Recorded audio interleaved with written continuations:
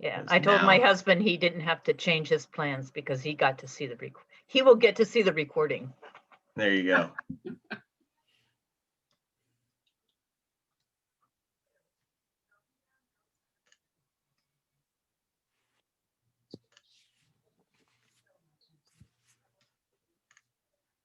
I guess, you know, since we're starting at 7:05, maybe right now, if anybody had any questions, again, we have 2 minutes, so maybe you can ask them and we can get them going.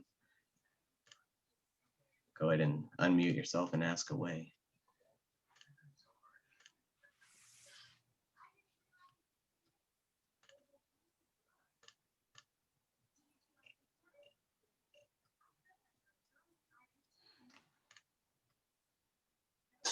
So I'm going to ask a question on behalf of my neighbor. I'm Jennifer Harvey. I'm on the corner. Hi. On the corner of Dellwood and Canyon. And I had actually, one of our neighbors wanted to come and he was asking specific, what have we as an association done previously for neighborhood improvements? And I have to look back at his text to see specifically what he was asking, but one of our concerns was obviously utilities, since we saw what the impact of the down power lines were. And one of the questions that I have to kind of piggyback on top of that is I would really like to leave this meeting or perhaps the next with a clear understanding of ownership, that when there is an emergency and when there is an event, that what are the protocols involved, who owns what. I did have a very positive experience, and I would like to actually recognize Sergeant Slezak of the LOPD. I'm in the process of writing a letter to the chief, just saying how thankful I was for his response after multiple calls to Public Works. All right, Jennifer. Well, that sounds good. I think that is exactly what we're going to touch on. And you're kind of setting the tone for the meeting because, yeah, we're going to touch on that. And then at the end of this, as we all see here at 7:05, but at the end of this, we'll get a chance to discuss any specifics as well if you didn't hear about them during the meeting itself or during the presentation. So I think, thank you. Yeah, I think that's great. So let's go ahead and get started here. So everybody, thanks for joining us tonight. I'm going to share my screen, which will inevitably pull up here. And we will get this party started. My name is Mario Campbell. I'm a volunteer as the communications director, and unfortunately, our vice chair is not here tonight, but just bear with me as I get this presentation up on board here. Thanks. Can everybody see my screen? Yes. Okay. So yeah, thanks again. As I said, I'm in area. My name is Mario Campbell. I'm in Area 3. Over by Canyon Drive and South Shore, kind of in that area. And then tonight we have a great presentation by a few people who I'll introduce here in a second regarding, you know, what worked and what didn't. Kind of what was just mentioned earlier. Where's the ownership? Who does it fall on? Just some housekeeping items real quick. We have these little buttons on the bottom of our screen. So if not everybody is, if everybody's not too familiar with Zoom, there's little reaction button down there, and you are more than able to use those buttons if you want to do like a silent thumbs up or frowny face, you don't like it, or whatever, you know, reactions are available down there for you. And then the meeting itself, we're going to try and keep it from 7 to 8 p.m. That allows the presenters about 10 minutes each. You know, it's not restricted to 5 or 10 minutes, but it allows them that time to go through their slide deck. And it's we have 4 presenters tonight. And then after that, as I said, we're going to have questions and answers. So first up, we'll do, P&A responsibilities. Again, it's a little bit of ownership there. It's a note from the vice chair. Earlier, if you're not familiar with the politics of our association, we were left without a chairperson earlier this year. And it was just personal reasons or whatever, but so that's where we get a note where Al Calabria has stepped up to the plate and has helped get this going in a positive direction. And then Rick Eilers tonight is presenting, and he is with Prep LO. He'll give you a little history on that, and he lives in Palisades for the past 11 years, and he is a former P&A chair and a former Area 11 rep. He is the chair for the Palisades Neighborhood Association Emergency Preparedness, so essentially what this is all about. And then the co-chair of Prep LO, which again falls in line with what we're talking about tonight. And Diane, she's lived in the Palisades for 25 years. She has 2 boys who graduated at Lake Ridge and 1 from LO. She's a nurse in the Canby School District, and she doesn't have very much involvement in the neighborhood association, except I guess for items like this. So we can be thankful for that. And she lives in Area 11. Chris Durkee is going to be up after Diane, and he's lived in Palisades for 4.5 years, and he's in Area 3. He retired from 40 years in commercial construction. Sounds like a good person to turn to for those types of questions. He's got 3 kids, 3 grandkids. The youngest daughter is getting married in May. Congratulations.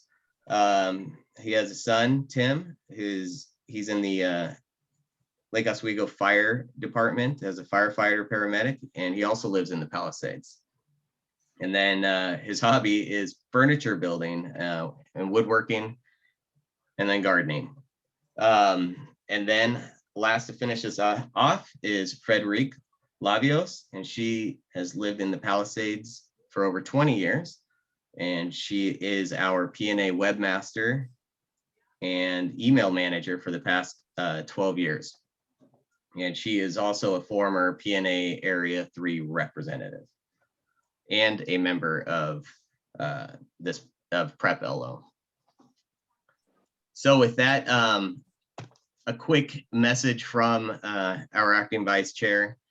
We're talking about who holds the baton on certain things. Well, to the best extent possible, the main responsibility of the P&A in an emergency, as we just had, is to try and communicate to all of us. So whatever we can find out and what is known of the extent of the damage, to communicate that, efforts to mitigate by the city and other authorities, advice on individual actions recommended, and any resources available. And then, of course, we have a great updated website that should be checked on. Nextdoor Palisades should be posted to, and continue watching for email blasts from the P&A after, of course, you opt in through the website.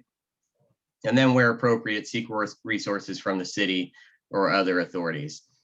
And as one of the viewers here just mentioned, they had a great action from the police department, which I'm eager to hear about.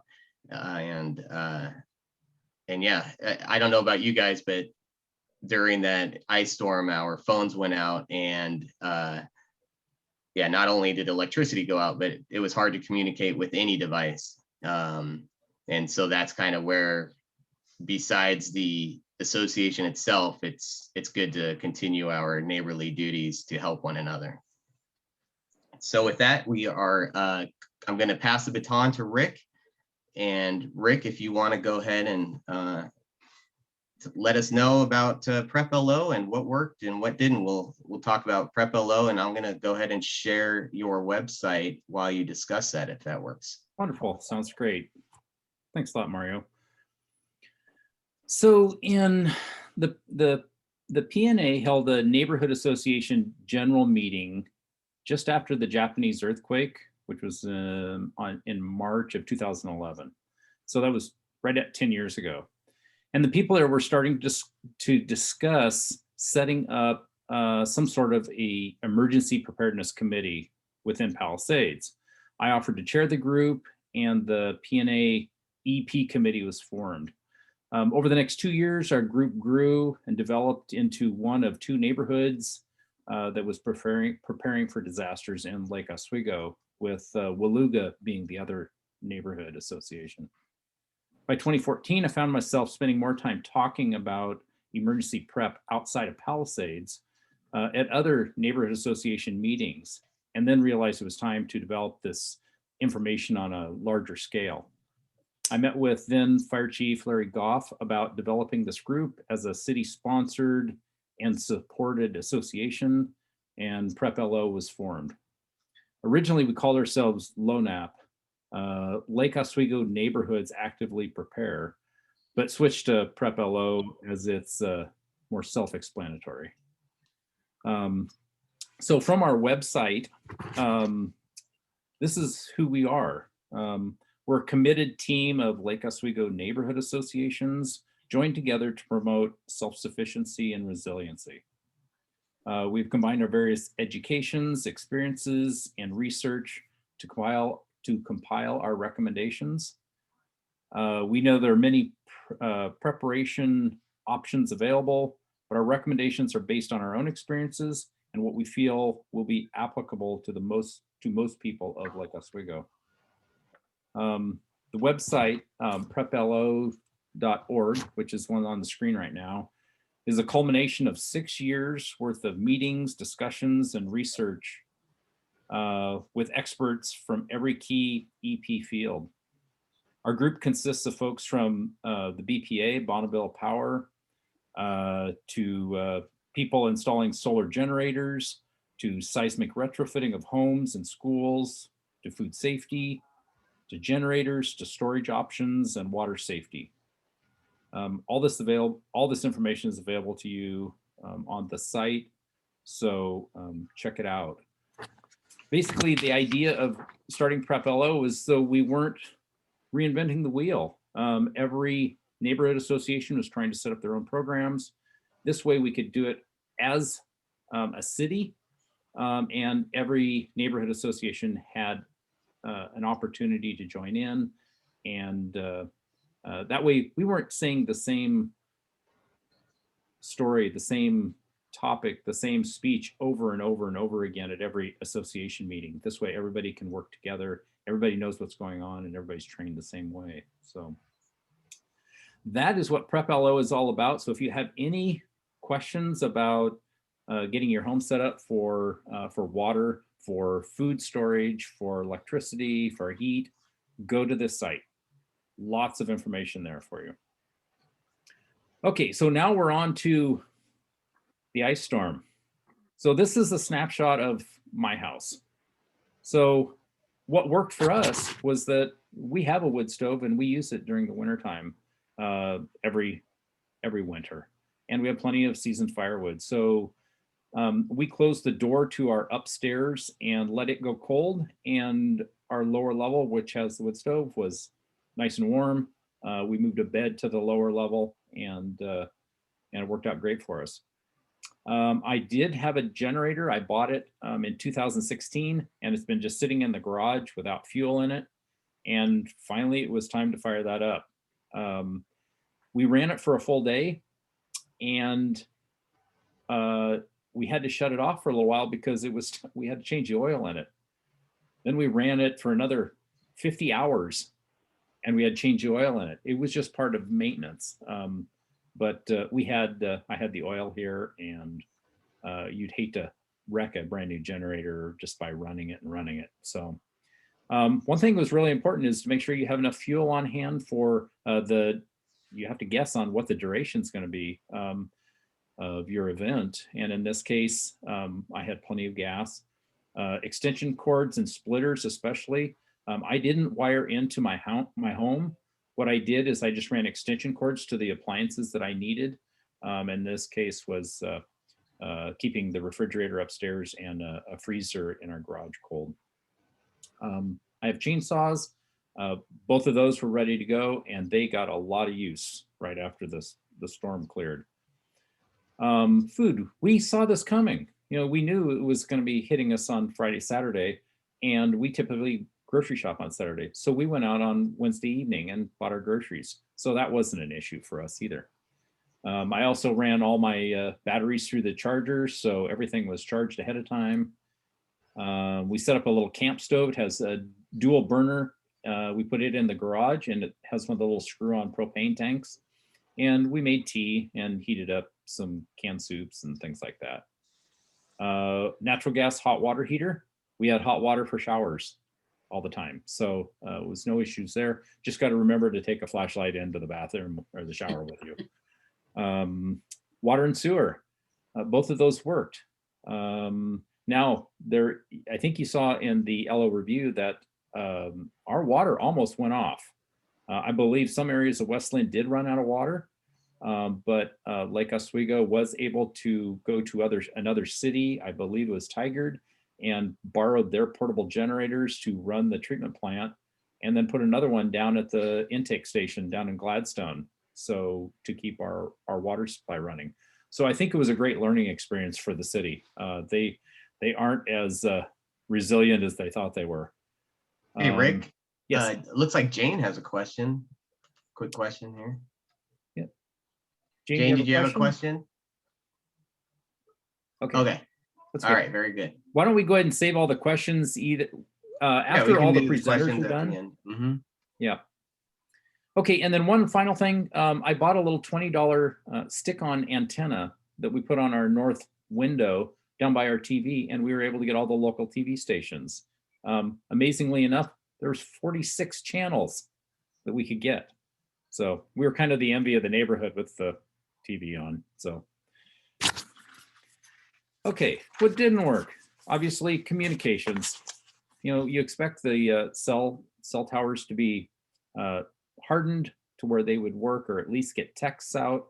Obviously, everybody knows how that worked. Internet cable. We even hooked our Wi-Fi system up to the generator to see if it just needed to be powered up, and of course, nothing was working. I attempted to wire my new generator to my furnace, my gas furnace, because all you have to run is the blower motor, and I found out it didn't work. So we'll talk about that in a second. Lastly, all the kitchen appliances, the stuff you normally use didn't work, so understandably. Okay, and the last one, things to improve. So there's a new, it's in a beta test program right now. It's called Starlink. It is Elon Musk's program with SpaceX. And he's been pumping satellites up into orbit for the last couple of years. And he's almost got enough in place now to offer internet, Wi-Fi for anybody anywhere in the United States. Before long, it'll be throughout the world. It's in a beta program, or beta test right now. You have to buy a phased array antenna to make it work, and I think it's going to end up being about $100 a month when it's up and running. But you will have between 50 and 150 megs per second with very little delay. It'll be amazing. So that will be something that we can look forward to in the future, and at least have communications. Yeah, we need to practice hooking up the generator to the furnace before the event. I think that would be an important lesson here. Ends up that little generators don't have, they have what's called a floating neutral, and the furnace noticed that it was missing a ground and would not allow the burners to fire, even though the fans would run. So I got that figured out. You just need to talk to an electrician before. That's how that works. I'm thinking about buying a cheap, maybe a 500-watt microwave that just sits in the attic. That'd be great just to heat up foods and stuff like that, as long as you have a generator. So that's my experience. And Mario, back to you. All right, very good. Thank you, Rick. Okay, next up we have Diane. So Diane, I'm not sure if you're unmuted, but you are up. I am now.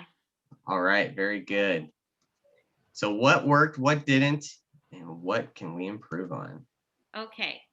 So what worked for us was we camp and backpack. So we have a lot of the little power bricks that we charge our cell phones with. And I work in Canby and I happen to be on the phone with people in Woodburn and they lost their power.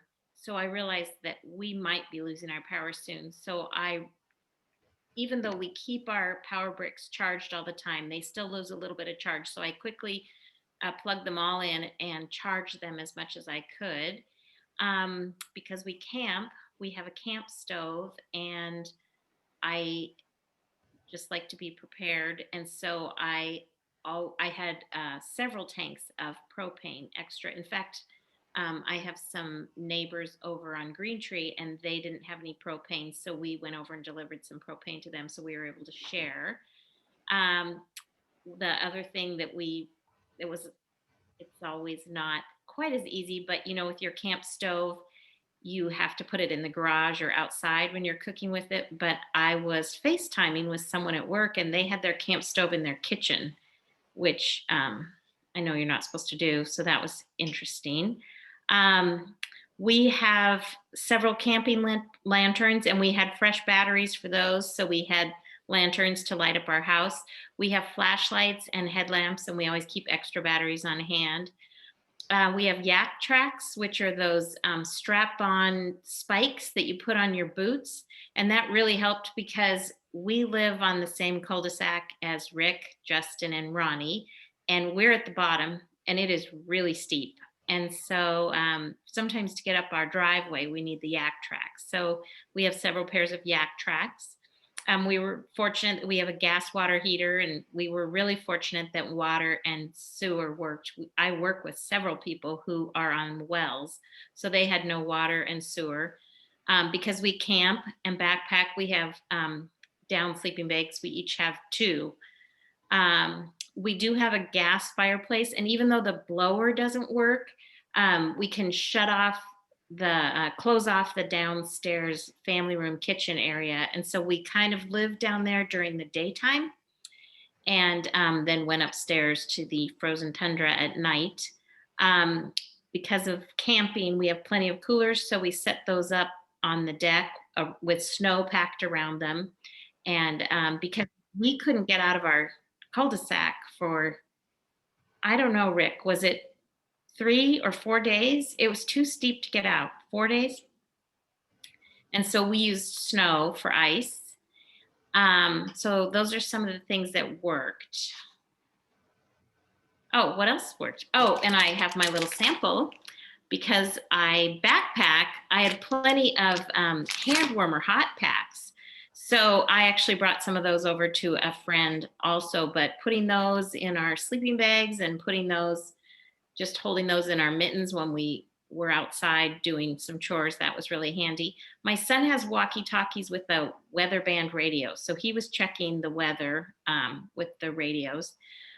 We do have a lot of canned foods. And I did go to the grocery store Thursday night after work when I was thinking this might happen, although some of the ice cream that I bought was not a good treat to have during this ice storm because I threw away 12 containers of ice cream.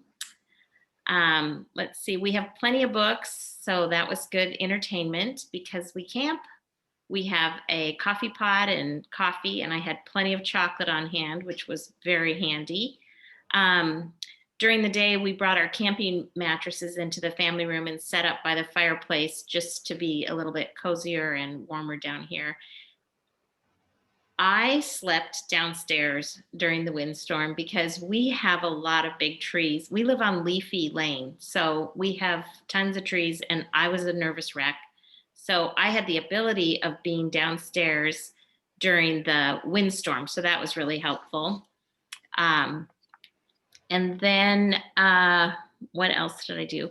I am fortunate that I live on a cul-de-sac where Rick kind of organizes us, but we work together and we communicated with each other when it was time to clear the street. kind of divided the street into sections, and Justin picked at it with a ice pick or an axe, and then people shoveled parts of it to get tracks. So we worked together, and then Rick brought his generator over to try and cool down our freezer and refrigerator. And we'd bring our bricks over to his generator, and he had a power strip in his garage, and we took turns recharging our power bricks so we could keep our cell phones charged. So that was really helpful, living on the right street. What didn't work was self-service was slow, as everyone knows, and I was trying to work from home. So I was working from my cell phone. The refrigerator and freezer did get too warm ultimately, and we lost quite a bit of food. We ran out of the food that we preferred. We had plenty of food, but the kinds of soups we liked, we ran out of. My son ran out of clean clothing, and so when we could get out of our street, he wanted to go to a laundromat. And then because of COVID-19, I didn't feel like I could invite some friends over who were not as prepared and didn't have as much warmth in their downstairs, because we're trying to be really careful with COVID-19. So that didn't work. And then what we want to do next time is, my brother-in-law gave me his chainsaw, but it is electric. So that's not going to help. It'll help afterwards, but it wouldn't help in a pinch, because Rick has 2 gas chainsaws. So he did use those in our cul-de-sac before we had power back.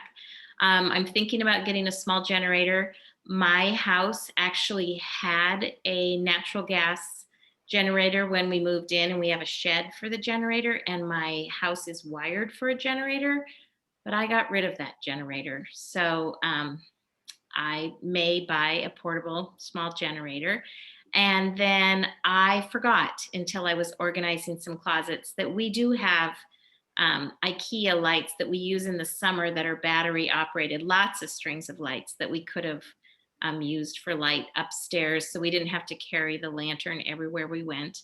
And then this sounds crazy, but we were in and out of the house and wearing our boots all the time and on the deck in the snow and back, and we have all these fir trees, and there were needles and mud all over the house. And so besides cleaning up the yard for days, I also was cleaning up the floors and pulling pine needles out of everything. So I thought next time I would just put more rugs near the door, because it was just kind of a mess when it was all over, inside and outside. Very good. Well, thanks, Diane. All right, Chris, what worked and what didn't for you? Well, thanks. After seeing these first 2 presentations, I'm convinced that Rick invited me because I'm the representative who was the least prepared. Well, we all have to learn, don't we? I learned a lot on this one, I can assure you. So a few things did work. A natural gas stove, as long as you have something to light it with. French press coffee, an essential. And we also go camping. So I had this thing called a CAT professional power station. It's about the same size as a car battery that's got a handle on it, and it has a built-in air compressor if you need air for your tires, and it's got USB plugs to charge phones, and it's got a 110 outlet to plug in. And so we use that a lot to charge our phones, and we try to keep that charged up, and it was pretty well charged up, so we use that a lot. I think it's $160 on Amazon. You can get them at Costco and other places, I'm sure. We have a natural gas hot water heater, and I'm embarrassed to confess that we discovered on the last day of the power outage that we actually had as much hot water as we could have wanted, because we were holding off taking showers. Well, we changed that on the last day, but now I know we will have hot water as long as we have gas. Gas chainsaw, like everybody, went to work. we had a bucket that worked to collect the water from the branch that came through our roof and ceiling in the living room while we were all huddled around the fireplace. I can assure you that was an exciting moment. Lots of batteries. Someone suggested that I add weight in the bed of my truck for better snow traction. And so I went to Home Depot and I bought a bunch of bags of really big, heavy mulch and put them in the back of the truck. And now that we're past that time, I have mulch ready for the garden. So that worked pretty well. And neighbors checking, helping each other. I'm on Glen Haven along with Ray and Frederic, and we all know each other really well, and there was a lot of helping going around. It didn't work. I have a generator, but I didn't maintain it, and it sat in the garage for years with old gas, and I could not get it started. So we'll fix that on the what's to learn list. We have a fireplace, but it does not draw well, extremely inefficient for generating heat, at least in our house. We were constantly setting off smoke alarms. It really was not a good solution. Home security, battery ran out, spotty cell service, natural gas furnace. Rick and I have talked about that, and Rick gave me some good advice on how to get my new generators hooked up to the furnace.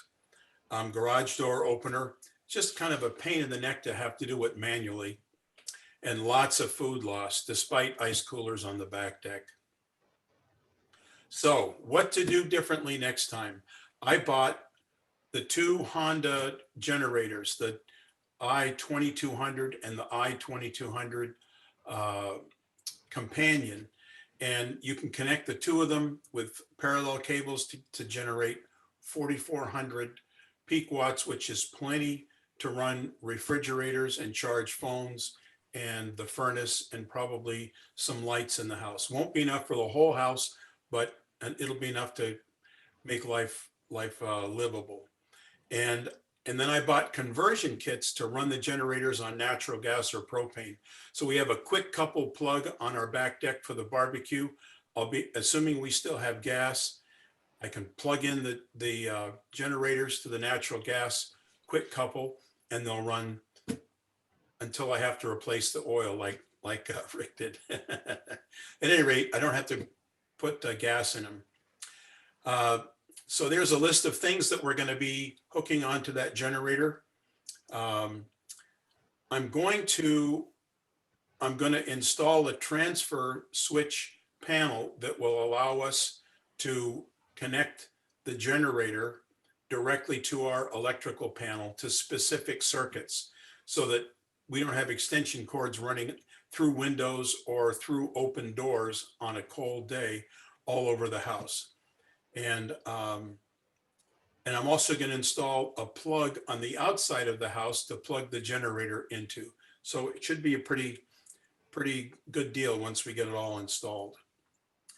My son had a great idea. He had these little micro LED light strings like they use for Christmas decorations. They draw very little power, and he had those around his living room and can put them down the hallway for providing kind of safety lighting.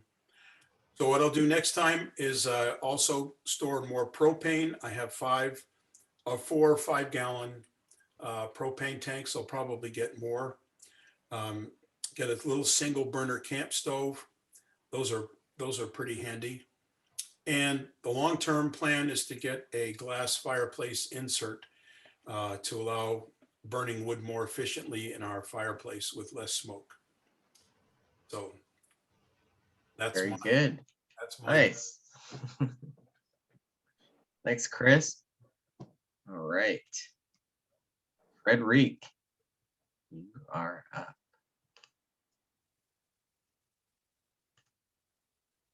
Ready when you are. Okay, go for it. What worked? What didn't? Well, we were probably the least techie because we did not have generators. But what we did have for heating, I mean, we just used extra blankets at night and wore our ski clothes during the day and moved around. But our natural gas stove did really well for cooking, of course, like Chris was saying, and we were able to warm up dishes, communication. We had external batteries already charged up for our cell phones. We had cell service much of the time. It wasn't as spotty. I don't know if it's because we have Sprint or what, but of course, LED flashlights, headlamps, camping lamps, those were all used and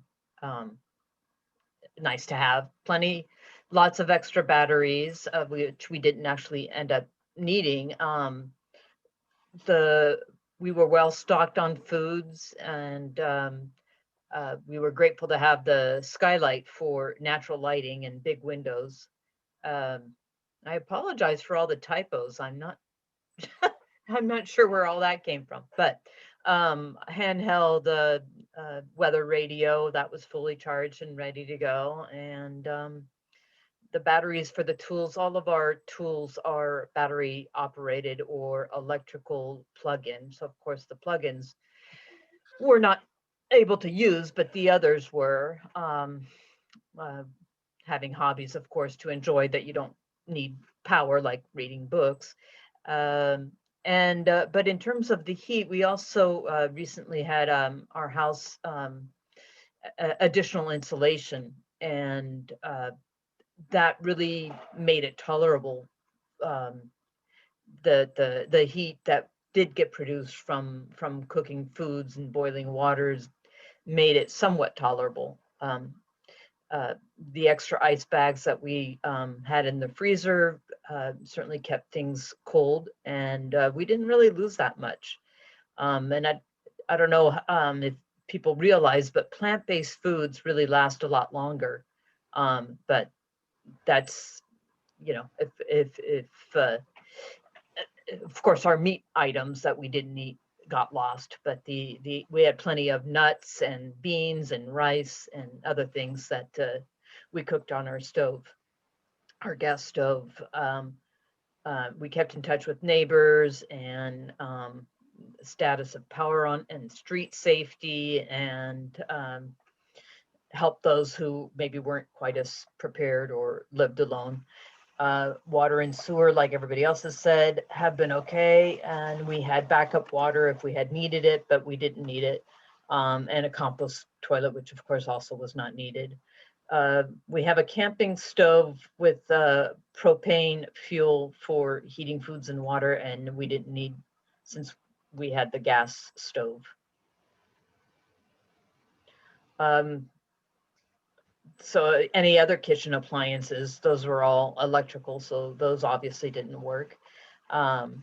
We didn't have power to the furnace. It's a gas furnace, but you know, it needs the electrical to get it started. And we couldn't work on our computers because we didn't have, you know, once the batteries were out. We heated water through our gas. What didn't work was we have an on-demand gas water heater, so it's very heat efficient, but that is not the same as the tank type water heaters, so we could not take hot showers. And we did notice some doors were not sealed as well as they could have been, and we really noticed it as cold as it was. Communications, as people have said, cable and internet didn't work, and the TV antenna channels didn't work either, obviously.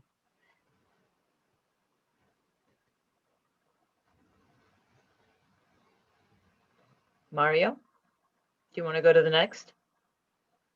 Things to improve. Things to improve. Sorry, you did Okay. change it. Sorry. So yeah. I know I didn't type this up like this. No, you did not, and I had to go through these because everybody's didn't really come through. So I apologize for not doing a better job on this. So yeah. I'm a stickler for Yes. this kind of He stuff. is. So As anyway, webmaster, I can attest that she is very, yeah, This this is- is not. this is especially embarrassing. Okay, so I would definitely invest in a generator and something multi-fuel. Obviously, weather stripping at our front door.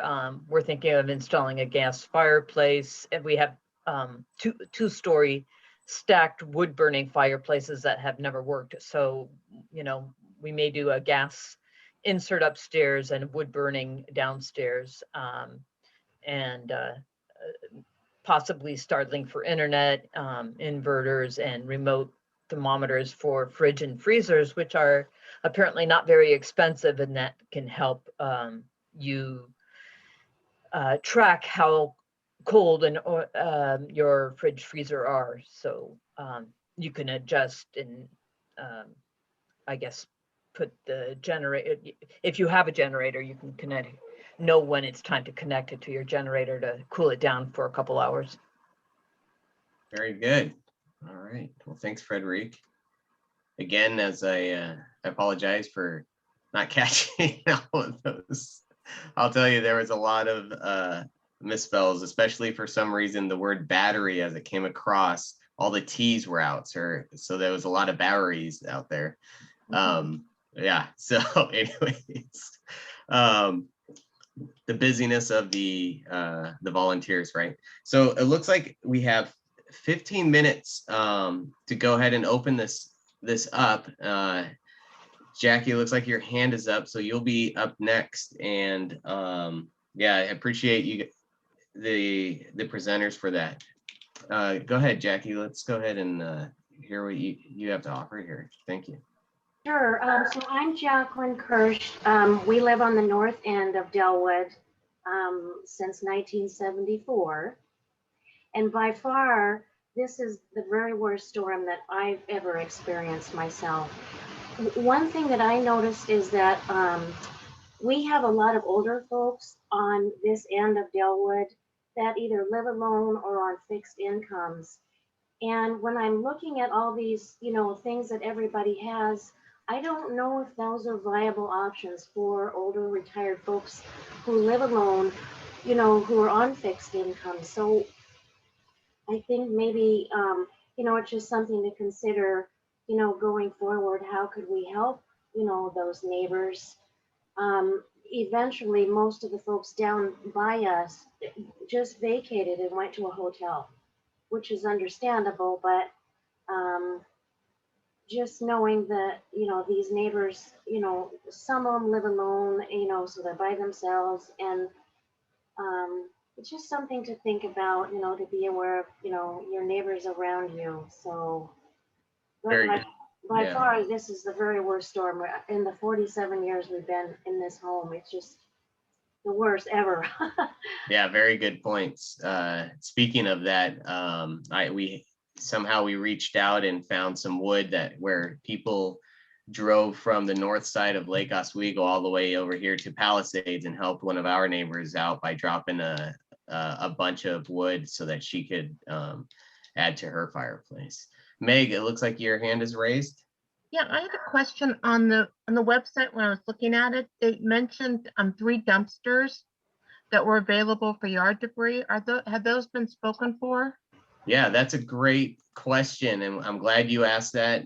So we are asking for everybody to go to the website, go to the contact page, and let me go to that real quick. You can see here our website name, palisadesneighborhood.org, not .com. So just remember that, palisadesneighborhood.org. And let's see, I have that open here. So when you go to the website, you'll see all these buttons at the top here. If you go over to the contact page, not subscribe, because I'm sure a lot of you guys have already subscribed, but enter your information here to contact the P&A. And here is what you were discussing.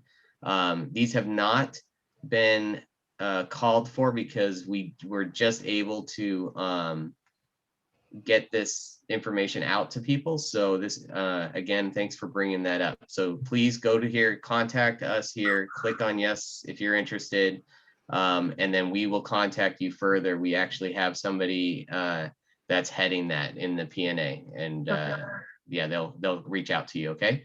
Great, thank you. All right, Justin,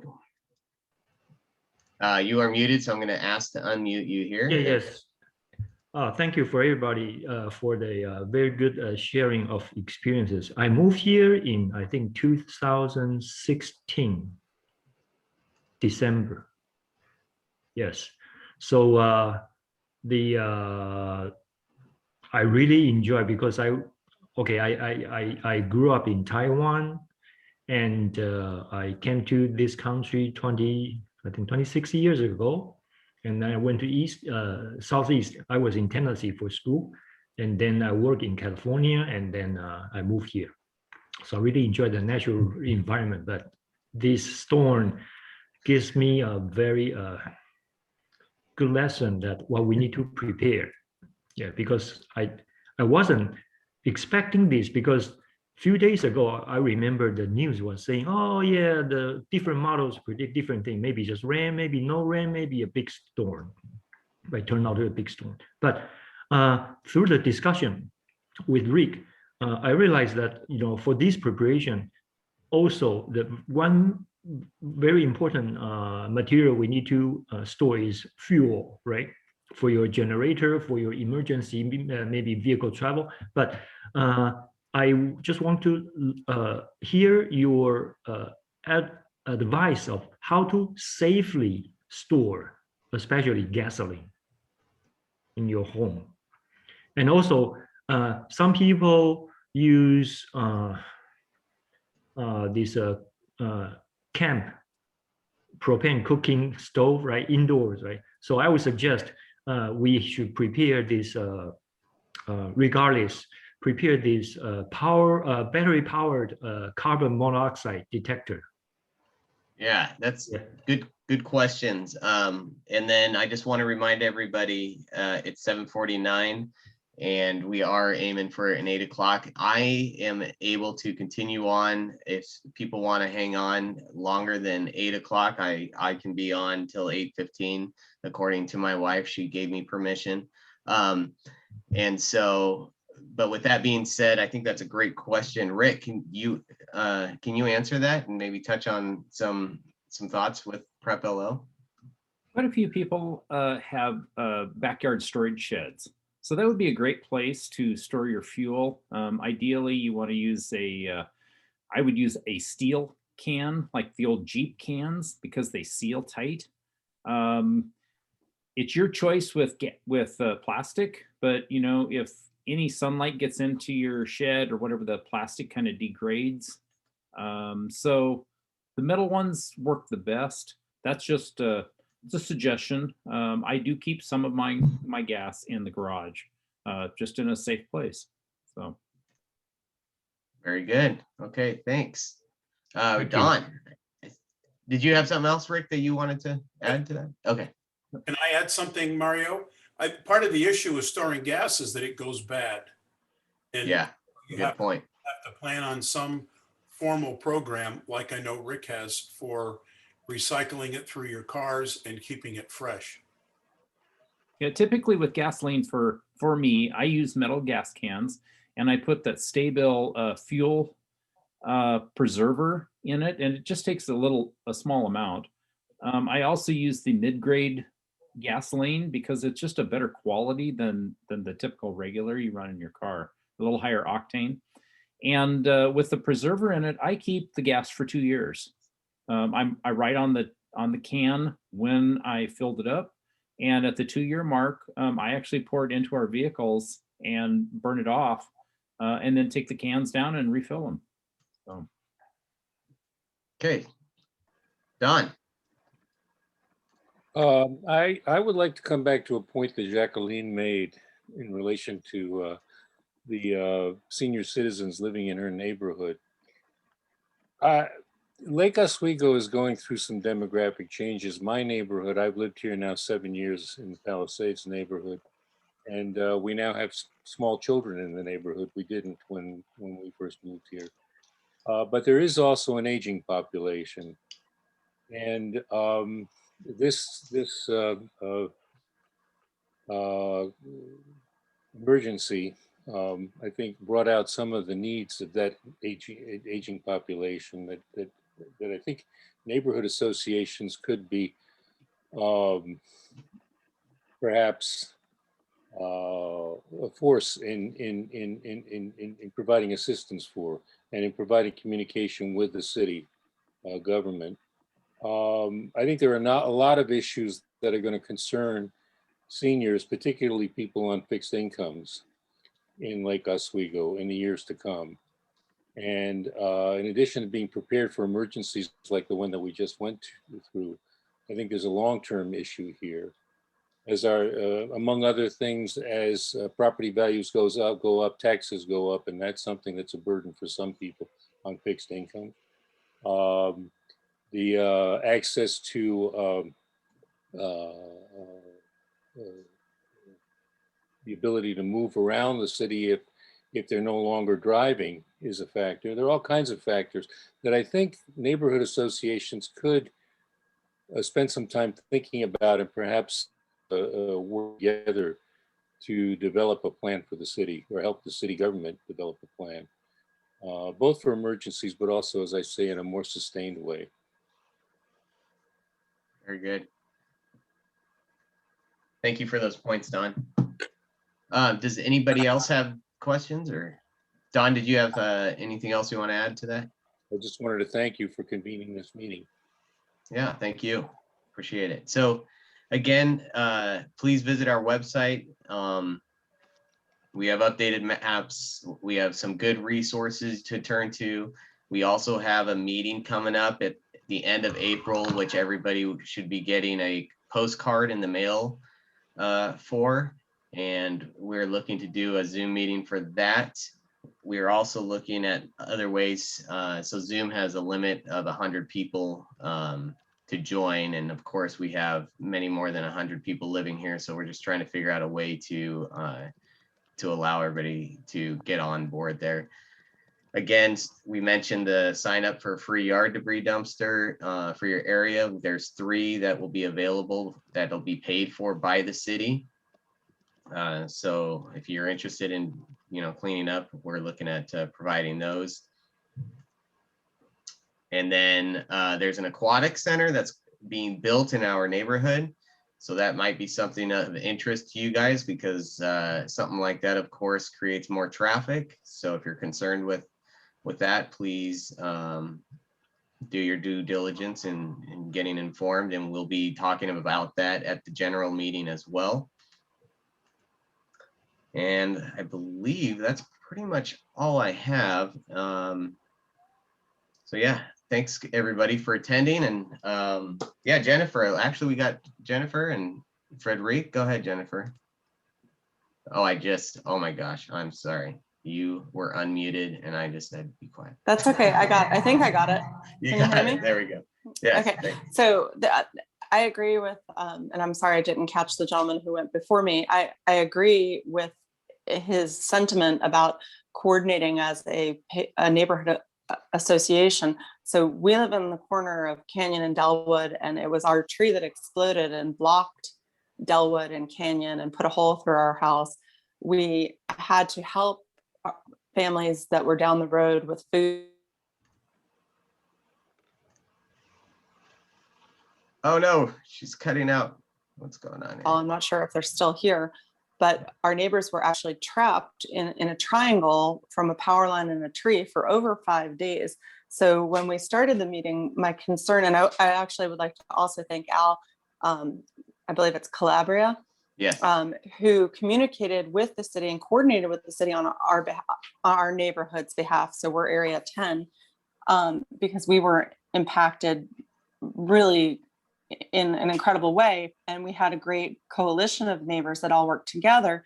My question and concern coming to this meeting tonight is, what are we doing as a neighborhood association, understanding that we're one of the largest neighborhood associations, what are we doing to help the city prepare for the emergencies that such as this, because it was very obvious that we were not prepared. There was the street, somebody had to put a handwritten note on a box in the middle of the intersection to secure the lower part of Delwood. If somebody had come down the road on that ice and didn't know the road was closed or blocked, it could have been a fatality. The stop sign and the street sign were missing for over 7 days. Once the street was cleared, there were down power lines, and the buck continually got passed. Oh, it's up to PGE. They have to clear the lines before. So my question at the beginning still stands is, as a neighborhood association, it would be helpful to have a very clear plan as to who is responsible for what and what are the layers. So calling Public Works over and over and over again until they deferred us to LOPD, and thankful for LOPD who were able to coordinate with the fire chief, who was able to coordinate an evacuation plan. So if our neighbors had a medical emergency or God forbid a fire, trucks couldn't even get down the hill to respond. So understanding what does that look like, and or what roads were blocked, and there was no emergency egress out. Yeah, it it's hard shouldn't when take we're 5 alone. days to make that happen. Mhm. In any city, certainly not a city where we're taxpayers of this capacity. Yeah, no, those are great points.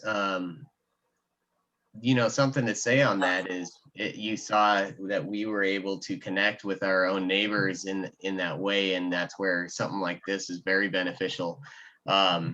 You as a concerned citizen with these great points, I'm wondering if you'd be interested in joining, being an active member of the PNA. So that would be something I hope you consider if you haven't Well, already. thanks. It's actually why I'm here tonight, and it wasn't, and thankful for Al, and thankful for Sergeant Slezak, thankful for, finally after 7 days when I called Public Works back to let them know that our stop sign was missing, they were out here within a day, but the roads had already been cleared. So yeah, of course. Right, but my concern was, what was it going to take? Was it going to take, because Canyon and Delwood is not a 4-way stop. That's a dangerous intersection. And to the previous speaker's point, the demographics are changing, and there are little kids in the neighborhood.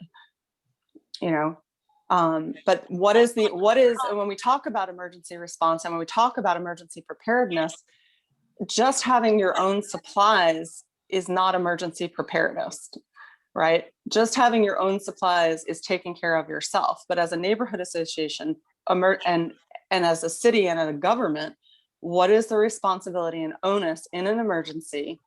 What are the layers? Who are the points of contact? And what is the plan? Yeah, those are good questions. And I think that's where we can go to Prep LO, and Rick has been instrumental in helping prep that. I'm going to move on to Frederic, and I'm not discounting your points here, Jennifer, but I just want to give Frederic a chance to jump in here before the final 8 o'clock minute here.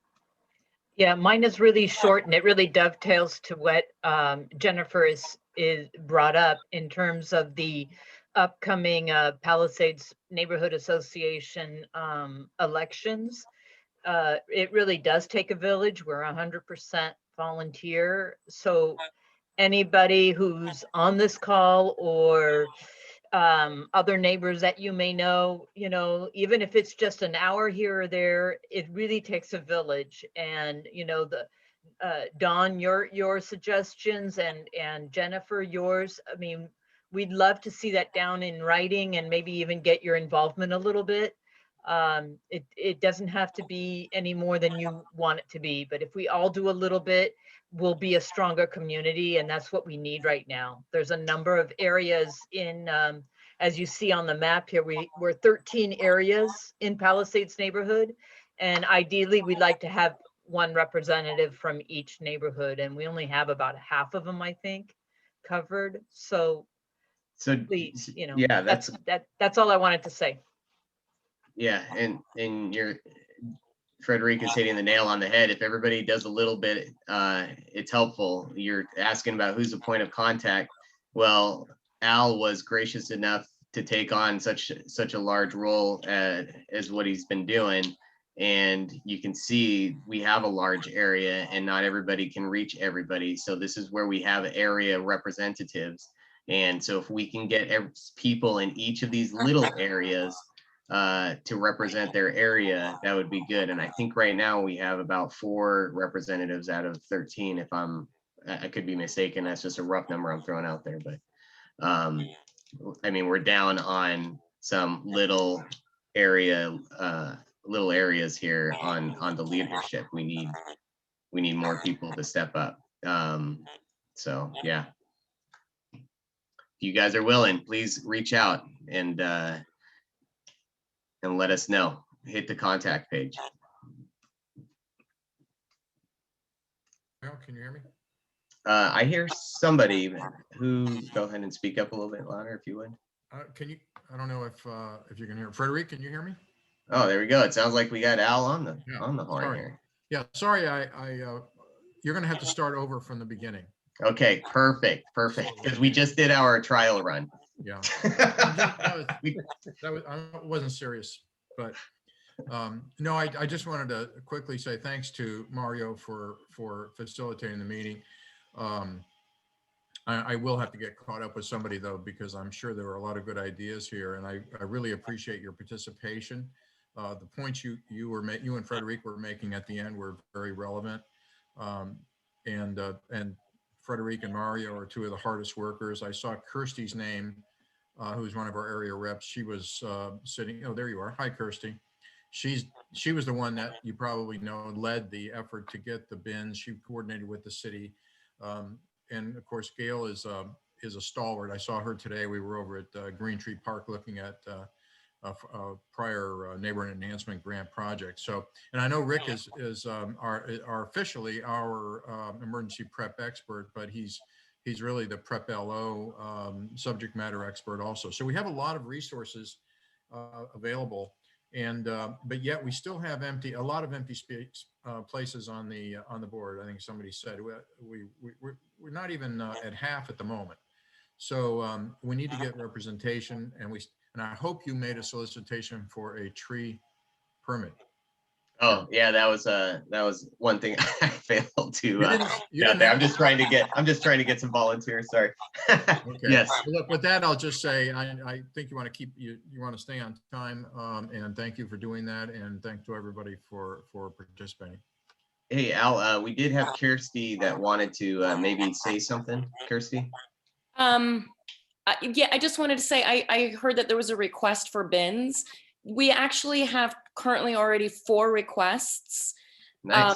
that I'm working on. So, but if people still want to apply, there's no guarantee, but it would be nice for me to go back to the city and say, this is how many, this is where the need is. Can we get more? Or at least apply so that you can be in a backup position should these current people fall through or decide not to do it. Or if those people all live on the same street, I hope. Well, they don't. Oh, okay. I've already Googled them all and tracked them all and know where they all are. So well, one better live on my street. Rick, did you have a question here? Yeah, just real quick. I wanted to say hi to Al. I've talked with him. I am outside. I like to joke that I'm at the 0 neighborhood. I'm right at the about. Yeah. That I guess we're going to probably come in April and talk with you about getting a relationship going back again like we've had in the past. We've worked with Rick before, and just wanted to say hi. I think this thing was marvelous tonight, what you've done. And just want to explain something that you've probably all driven by the, I'm calling it the, my COVID's flagpole sphere of hope. So it's, no, I don't have my Christmas lights still up on my flagpole as you come around across from the nursery. And so you can tell you, or if you're looking down the hill, say, why does that guy still have his Christmas lights up? So thank you for what you're doing and look forward to chatting with you. Very good. Thanks, Rick. All right. Anybody else? Well, very good. Well, thanks everybody for showing up, and we'll go ahead and conclude the meeting. Anybody wants to hang out here for a minute, I'll be holding the horn. Great job, Mario, for running this presentation. Okay, Fabulous. thank you. Thank Thanks, you, guys. Tyler. Well Thanks, done, everybody. presenters. Yeah, Thank you, that went everybody. smooth. Thank you. Thanks, Justin. Nice night. Thank Good you night. all. Mario, can you stay on for just a minute so I can? Oh yeah, definitely. stay I'll for be. an executive summary. Yeah, I'll be hanging out. Yeah, that was a good. It all went well and went smoothly. We had Rick, Frederic, Diane, and Chris. That God, I don't know if it could have gone any smoother on the slide transitions, except for the spelling errors that I didn't catch. Mario, did you take any notes, or did Gail or anybody about some of the things like Don and others were saying that as an association we should be following through? Yeah, so I'm just gonna pause the recording so I can, because it's 8:10 and the meeting is adjourned here.